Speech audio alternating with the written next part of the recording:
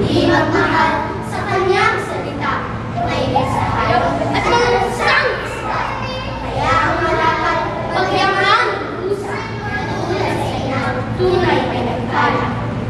Ang wikang Tagalog, tulad din sa Latin, sa Ingles, Kastila, at sa Salitang Angles.